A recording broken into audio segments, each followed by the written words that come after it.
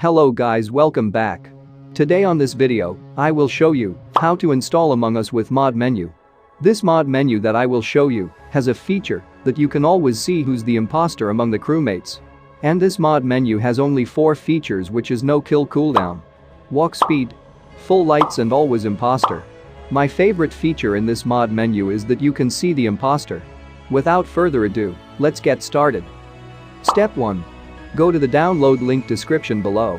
Step 2. Download the APK file. Step 3. Install the APK file and enjoy being cheater.